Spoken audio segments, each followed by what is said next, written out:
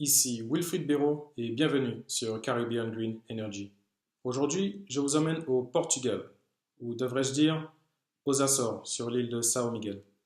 Cette île fait partie d'un archipel de 9 îles volcaniques à peine visibles sur la plupart des mapmondes. Néanmoins, les habitants font déjà partie des pionniers avançant à grandes enjambées vers l'autosuffisance énergétique, puisqu'ils sont parvenus à exploiter leurs volcans afin de répondre à leurs propres besoins en énergie. Mon article associé à cette vidéo fait une comparaison entre la situation énergétique que l'on peut retrouver sur cet archipel avec la situation énergétique que l'on peut retrouver sur l'archipel des Antilles à la Caraïbe donc. Vous y avez accès, mais avant toute chose, restez avec moi et bouclez votre ceinture. On décolle.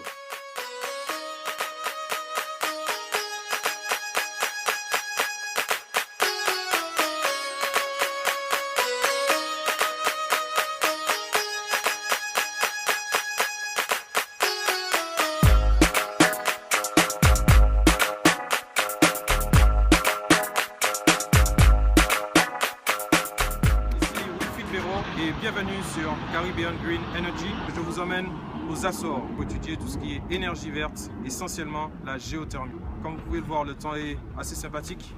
Il fait beau, entre 15 et 25 degrés. Là, je pense qu'il fait dans les 25 degrés. Et on sent bien que le soleil il tape. Et aussi, les gens, ils s'amusent. Alors regardez ici, vous avez des gens qui font du jet ski. Ça a l'air prometteur. On se tient au courant pour la suite.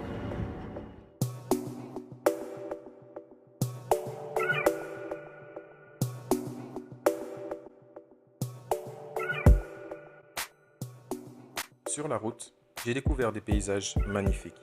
Pourtant, la surprise était ailleurs. Au premier abord, j'avais certes pour objectif de traiter de la géothermie aux Açores, mais simplement en parlant des sources chaudes, sans même me douter qu'en réalité, la géothermie était déjà exploitée de manière industrielle sur l'île. Je suis tombé sur deux centrales géothermiques. Ribeira Grande, datant de 1994, avec une capacité de production de 13 MW, et une seconde, plus récente, Pico Vermelho, datant de 2005, avec une capacité de production de 10 MW. Dès le lendemain, j'ai tenté de m'y rendre sans vraiment avoir pris le temps de fixer un rendez-vous. Aujourd'hui, je vais vraiment me rendre sur la station géothermique, voir comment ça se passe.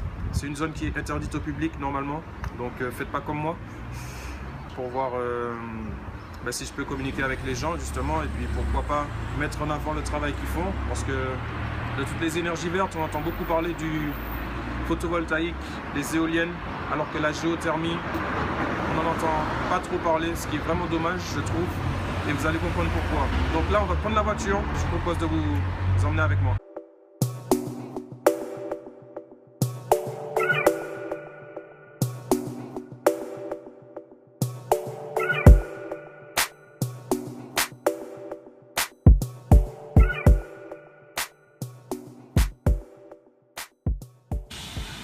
Bon, alors ici, on est sur une propriété privée, tout se passe ici. C'est ici que l'électricité est générée. Il y a une turbine massive qui tourne. C'est une turbine qui marche au pétane. Donc voilà, maintenant je vais essayer d'aller un peu plus à l'intérieur pour voir si je peux gratter un peu plus d'informations et rencontrer des personnes. À cet instant, je fais la rencontre d'un électricien sur place qui m'apprend qu'il ne m'est pas possible d'aller plus loin sans avoir planifié un rendez-vous. Rien de plus logique. C'est le prix à payer quand on fonce tête baissée. Il me faut donc repasser par le siège de la société Sogeo, basée à Punta Delgada, la capitale, pour espérer obtenir un rendez-vous. En attendant, je dois donc me contenter des alentours et de son paysage à couper le souffle. Comme je vous disais un peu plus tôt, on a été visiter la station géothermique là-haut. On a été bien reçus, mais on n'était pas vraiment autorisé à aller plus loin. C'est une occasion pour visiter un peu les alentours et profiter de la nature. Alors comme vous pouvez le voir ici, derrière moi, il y a une source chaude qui est à environ 100 degrés. Et je peux vous dire que j'y laisserai pas ma main longtemps. Il n'y a pas besoin d'être un grand scientifique pour savoir que oui, c'est chaud, parce que l'eau est bouillante, mais je suis quand même curieux et j'ai vraiment envie de toucher.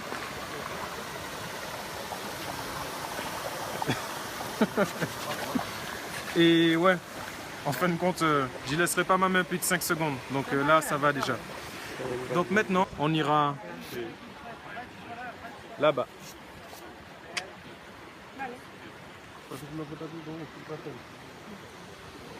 Suite à cette petite escapade, j'entre en contact avec les géologues de Sogeo, responsables du développement de la géothermie sur l'île, afin d'obtenir cette fois-ci un vrai rendez-vous. La société Sogeo n'a pas vocation à recevoir des touristes arrivés à l'improviste. Seulement voilà, étant moi-même un géologue expérimenté en exploitation de gisements, de surcroît originaire d'une île volcanique à la Caraïbe, la Martinique, cela constituait des points communs qui, je pense, ont joué en ma faveur. Ainsi, j'ai pu être invité, et j'ai même eu droit à la visite guidée de la centrale géothermique Pico Vermelho, datant de 2005, la plus récente. Ce que j'en ai appris, son mode de fonctionnement et son véritable rôle sur l'île, vous verrez, c'est très simple. Observons d'abord ce qui se fait d'un point de vue géologique. Sous le volcan Fogo, à 2 km de profondeur, les poches magmatiques réchauffent une roche réservoir fracturée contenant de l'eau chauffée à environ 200 degrés. Cette eau chaude est ramenée en surface à l'aide de puits de production et la chaleur véhiculée depuis les profondeurs de la Terre est ensuite exploitée dans le heat exchanger. Une fois l'eau refroidie, elle est réinjectée aussitôt dans le réservoir profond à quelques kilomètres du puits de production. On observe donc un recyclage.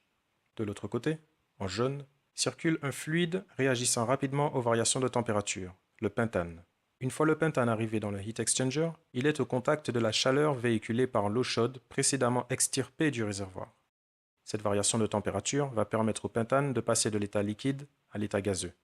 Ce changement de phase exerce une pression suffisante sur la turbine afin de permettre sa rotation nécessaire à la production d'électricité.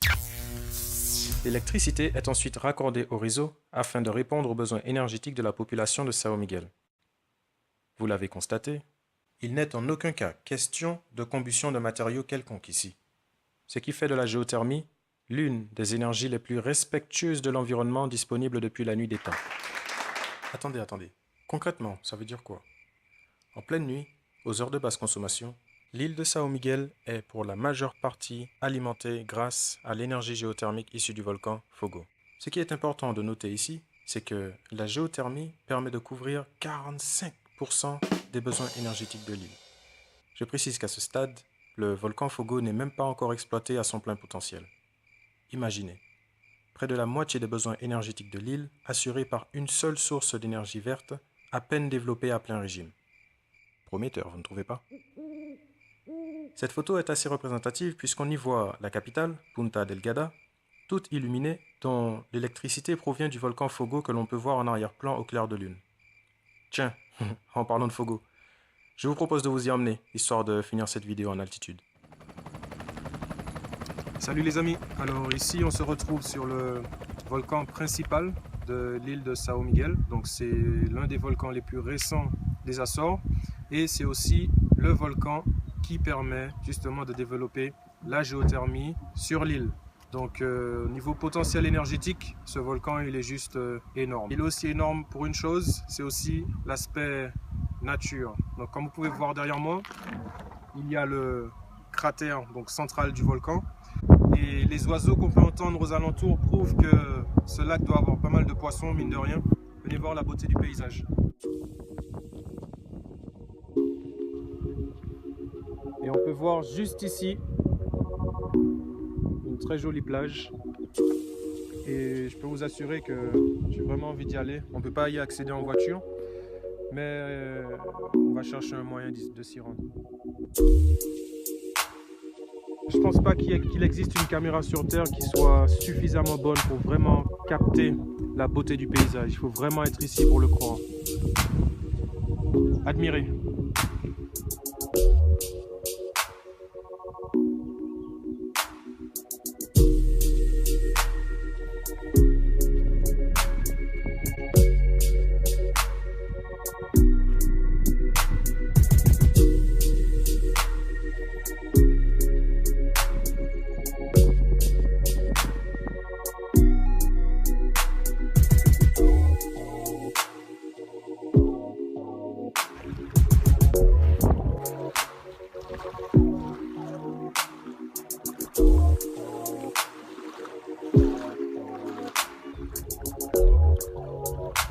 Je vous laisse admirer la beauté du paysage et il faut vraiment être là pour croire.